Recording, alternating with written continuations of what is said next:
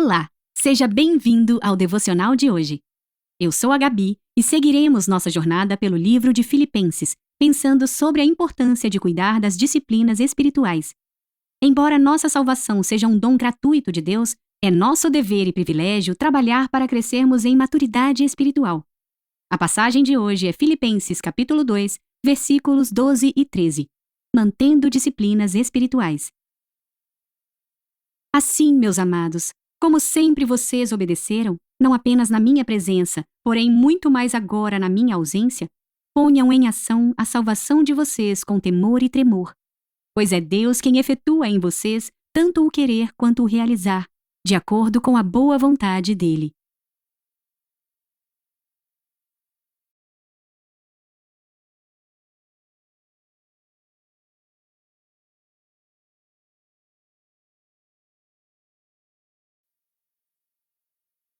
Vamos nos aprofundar na palavra?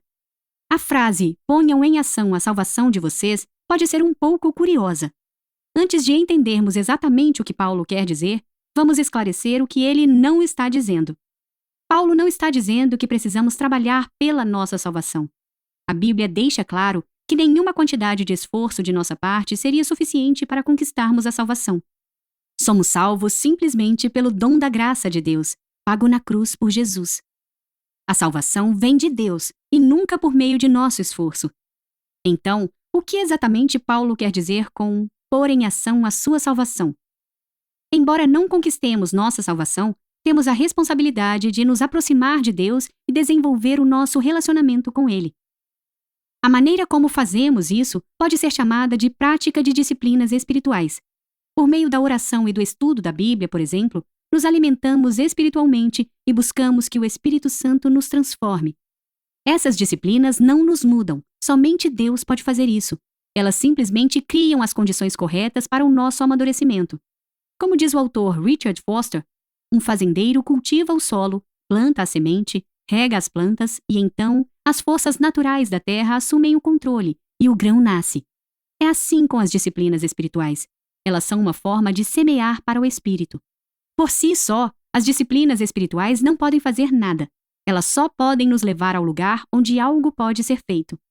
As disciplinas espirituais são obediência nossa a Deus, e por meio delas, Ele opera a nossa transformação lenta, para que sejamos a sua semelhança. Quando Paulo nos diz para pôr em ação a nossa salvação com temor e tremor, ele está nos lembrando de viver com reverência a vida santa para a qual Deus nos chama. Isso não é por meio de punição, mas pela consciência da grandeza de Deus e da profundidade de nossa dependência dele. Você não precisa se esforçar ou trabalhar para obter o favor de Deus hoje. Ele já o ama mais do que você poderia imaginar. Em vez disso, concentre-se em abrir espaço em sua agenda para simplesmente desfrutar da presença dele e permitir que ele trabalhe em seu coração.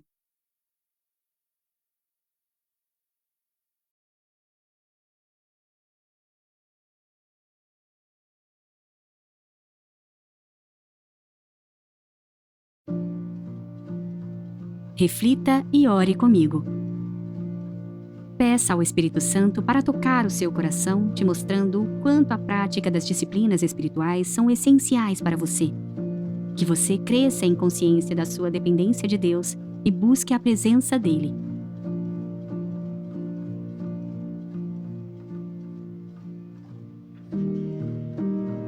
Neste momento de tranquilidade, ore ao Senhor pedindo por revelação e quebrantamento ao buscá-lo. Que Ele esteja santificando o seu caráter a cada dia, fazendo-o mais parecido com Cristo.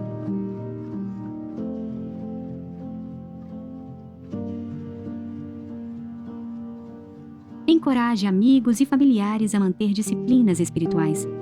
Se alguém ao seu redor está fraco na fé ou com dificuldade de buscar ao Senhor consistentemente, ofereça para fazerem isso juntos e assim fortalecerem um ao outro.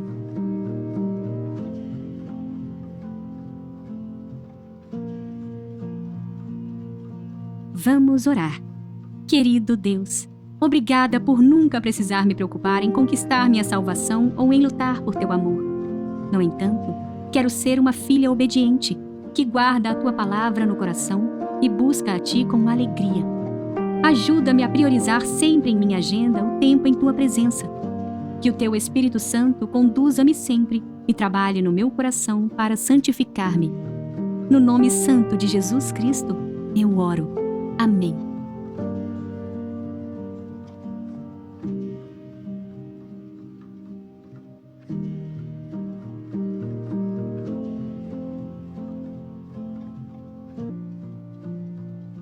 Olá, seja bem-vindo ao nosso caminho pela Bíblia de hoje. Em Mateus, capítulo 24, versículos 1 e 2, temos o seguinte: Jesus saiu do templo e, enquanto caminhava, seus discípulos aproximaram-se dele para lhes mostrar as construções do templo. Vocês estão vendo tudo isso? Perguntou ele. Eu lhes garanto que não ficará aqui pedra sobre pedra, serão todas derrubadas. Certa ocasião, quando Jesus saía do templo, seus discípulos quiseram realçar para ele a grandiosidade do templo. No Evangelho de Marcos, vemos eles até exclamando: Mestre, que pedras, que construções! Jesus, no entanto, não ficou nem um pouco impressionado e inclusive lhes afirmou que tudo aquilo seria destruído em breve. É uma tendência humana universal ficarmos deslumbrados com a aparência externa das coisas. Mas Deus não vê como vê o homem. Para Deus, o que é elevado aos olhos humanos, muitas vezes é motivo de tristeza para ele. E o contrário também acontece. Aquilo que é humilde e insignificante para os homens, muitas vezes é precioso diante de Deus. Por exemplo, Jesus disse que os lírios dos campos se vestem de maneira mais sublime do que Salomão já se vestiu, mesmo com toda a sua riqueza. Ele ensinou aos seus discípulos que a insignificante oferta de certa viúva pobre foi maior do que todo o dinheiro que os ricos lançavam como oferta no gasofilácio. A igreja de Laodiceia, que se julgava rica e abastada, na verdade era miserável e pobre, e estava reprovada diante de Deus, ao passo que a igreja de Filadélfia, que se considerava pequena e fraca, tinha completa aprovação do Altíssimo. As pessoas gastam suas vidas buscando riquezas, poder, prazeres e títulos, mas essas coisas são passageiras e vazias em si mesmas. Porém, os maiores tesouros que os homens podem alcançar são invisíveis: o amor, a alegria, a paz e o contentamento. Devemos dar mais valor às coisas simples e espirituais, e não valorizar tanto as coisas grandes e materiais. Além disso, não devemos ser precipitados em julgar coisas e pessoas com nossa visão limitada, pois somente Deus vê o coração. Pare e reflita. Qual régua você tem usado para avaliar seu sucesso ou fracasso? O que você tem buscado com todas as suas forças? Você tem priorizado as coisas que Deus valoriza? Que a luz do Senhor ilumine o seu coração.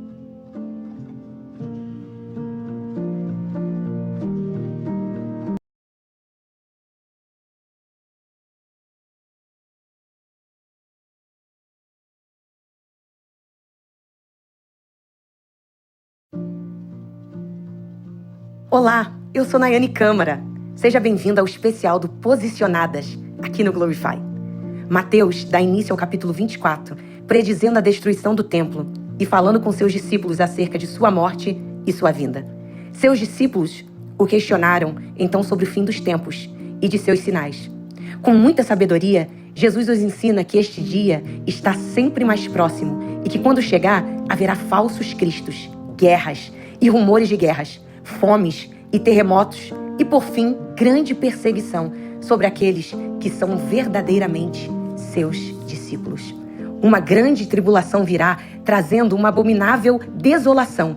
Falsos profetas surgirão, enganando a muitos, e a muitos dirão: venham ver o Cristo, mas o Cristo não será este.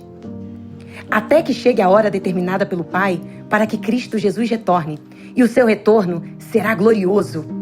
Aparecerá do céu o sinal do Filho do Homem, e todas as nações o verão descendo das nuvens, ao som de trombetas, com seu poder e glória.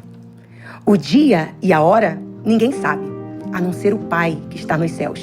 Portanto, Jesus nos alerta: vigiem, vigiem para que não sejam como o servo mau, pois a esse ele punirá severamente e dará lugar com os hipócritas, onde haverá choro e ranger de dentes. Neste capítulo, além de grande expectativa sobre o retorno de Jesus, aprendemos sobre sermos servos bons e fiéis. Assim como ele foi fiel ao Pai até o último segundo de sua vida aqui na Terra. Que sejamos assim também, vivendo e gerando grande expectativa do nosso tempo também na eternidade com o nosso bom Deus.